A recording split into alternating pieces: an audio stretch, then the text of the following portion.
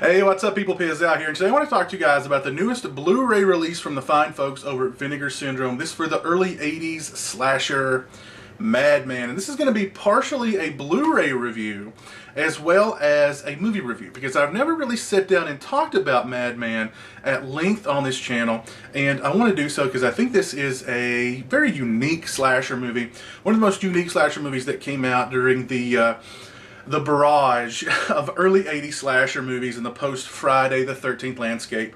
And definitely want to talk at length about the Blu-ray itself from Vinegar Syndrome as it's about to come out. I think it comes out in the next couple of weeks. And if you're a fan of Madman, I think you're going to really want to get your hands on this Blu-ray. Madman was based on the Cropsey legend, the popular campfire tale that was told around, well, campfires at camps all along the Northeast. And the producer, Gary Sales, actually goes into detail on the Blu-ray talking about how, he had the idea for Madman based on the Cropsey legend. He thought, oh, this is such a great idea for a movie. Can't believe nobody's done this movie before. So they're going out, they're scouting for locations, and they discover that at the exact location where they want to shoot Madman, a film is already being shot there. Also based on the Cropsey legend. That movie, of course, was The Burning. So he went back to the drawing board, tweaked the script a little bit, decided to shoot the film a little bit later in the year, and Madman was born. And as I said, Madman, I think, is a pretty unique slasher movie.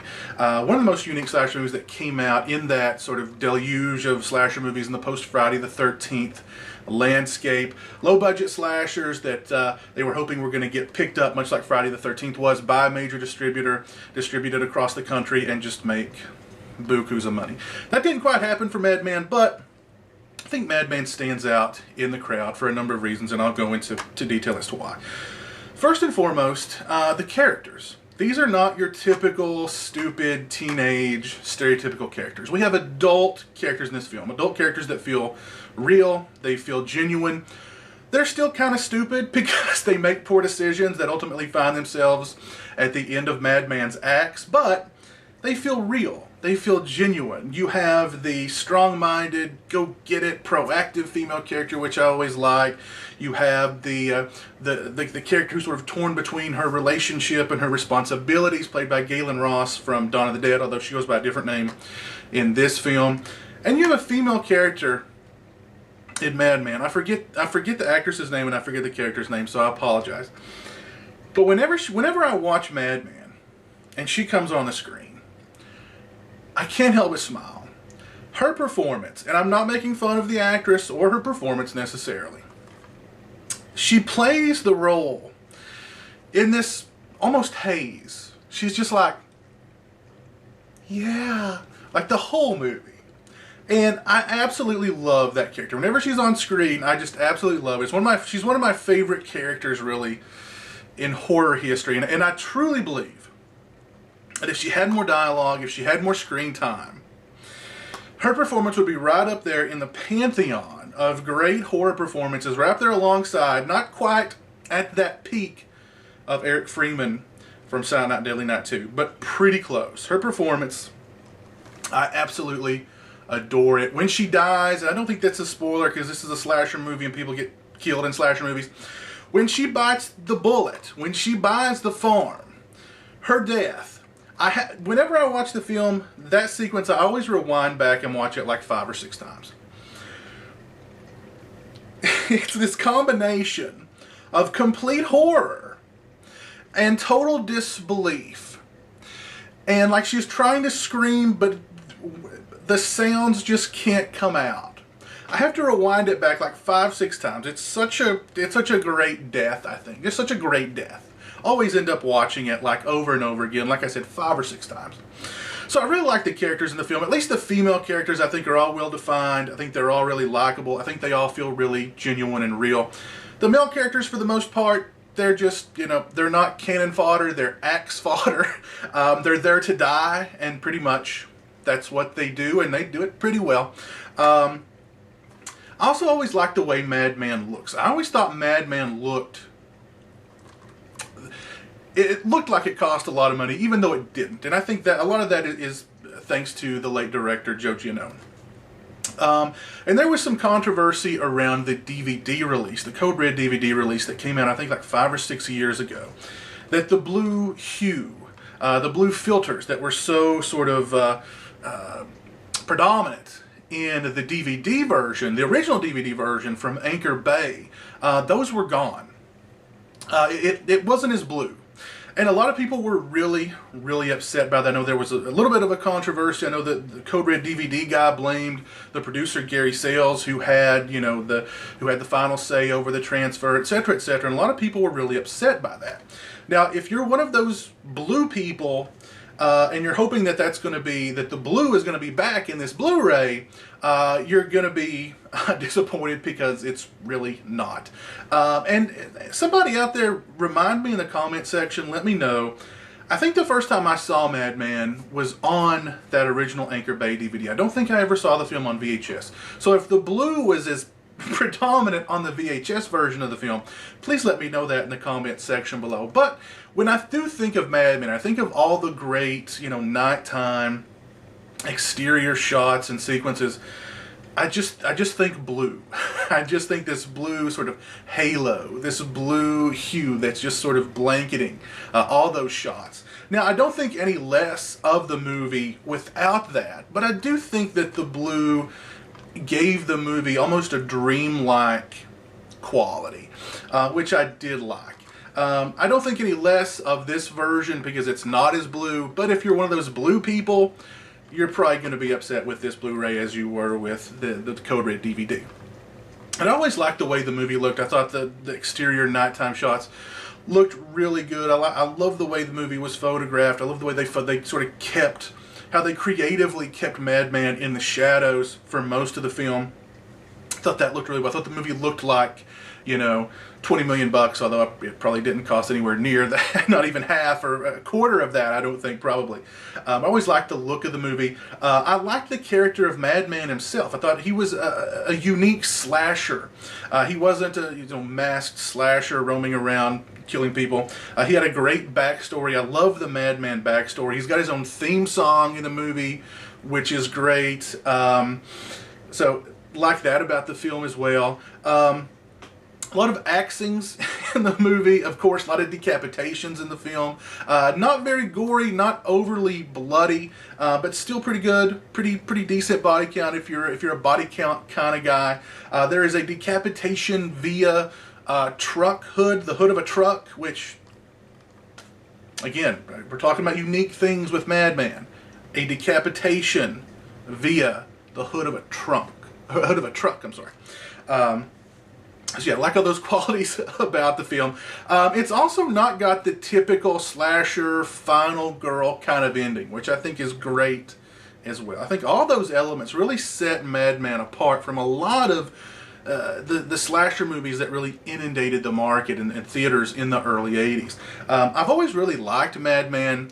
I have a few quibbles with the movie overall, but still, I think this is a standout of early 80s slasher movies. I'd definitely say it's at the top of the pack as far as sort of second tier slasher movies of that era. I can't think of Madman without also thinking of The Burning almost synonymously. I do prefer The Burning over Madman as a slasher movie, but that doesn't mean that I don't like Madman in and of itself. I do think it is a pretty good early 80s slasher movie. If you've not seen it, if you're an early 80s slasher movie fan, if you're just a slasher movie fan in general, highly recommend Madman. Really good flick.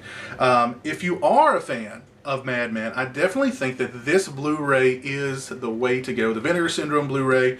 Vinegar Syndrome is definitely making a name for themselves as a Blu-ray distributor to keep your eye on. Their titles have just been getting better and better. The sound quality on this Blu-ray is phenomenal. The video quality, it's a 4K restoration from the original camera negative. Aside from a few scratchy parts in the film, which I think is probably just due to just damage on the original negative that they really can't do anything about. There were a few fuzzy, sort of blurry moments in the film as well, almost as if the picture was out of focus. That happened at least twice in the movie. I'm not sure if that had something to do with the original negative or with the restoration or the transfer. I'm not really sure, but there were a couple of blurry, fuzzy moments in the film as well. Still, overall, the movie looks fantastic. There's sequences in this film They look crisp, they look clean, they look beautiful. They look as if they were shot yesterday and not, 35 years ago. So good picture quality, great sound quality. As far as extras, this thing is loaded.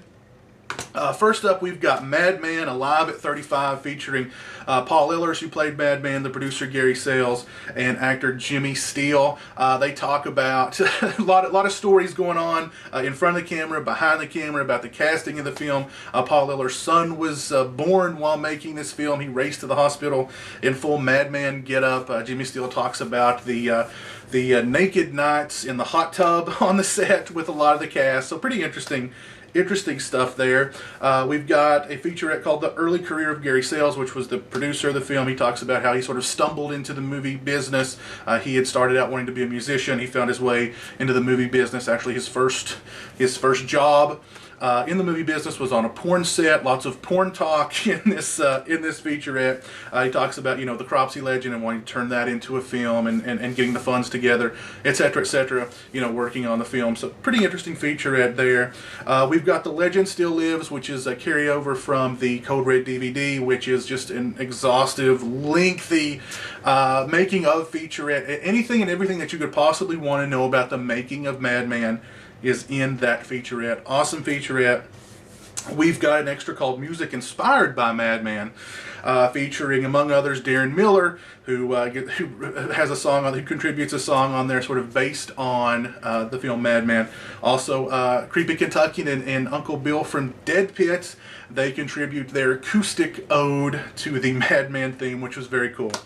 So that was an interesting little featurette. We also have an in memoriam featurette where Gary Sales talks about the late director Joe Giannone, as well as the late late actor Tony Fish, who was in the film. Very nice featurette there. We've also got a Dead Pit interview with Gary Sales and Paul Ehlers, conducted by Jay Reel at a horror convention, I think many years ago. They talk a lot about the proposed reimagining of Madman. Apparently, Gary Sales has just been sitting around writing Madman films in the intervening years between Madman and now, because according to him, he's got the Madman reimagining screenplay done, a Madman sequel done, and a Madman prequel all done. So, fans of Madman, keep your fingers crossed. We could have a lot of Madman coming at us in the future.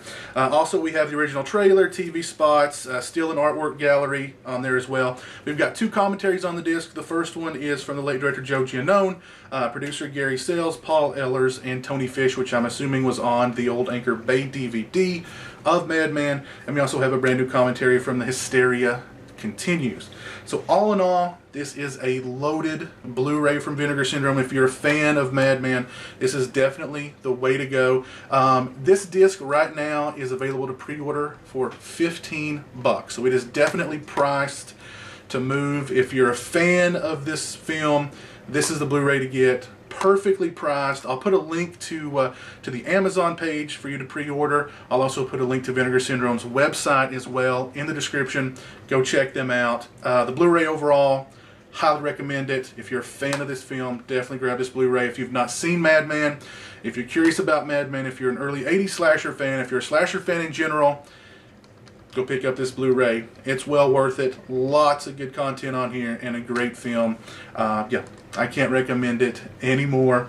So yeah, if you guys have seen Madman, please let me know what you think of it in the comment section below. Are you one of those blue people who were just pissed off about the old DVD, the Code Red DVD, not having the blue hue, the blue filter, etc., from the Anchor Bay release? Let me know what you think about that in the comment section below. Are you going to pick up this Blu-ray, even though it doesn't have the blue reinstated in the film?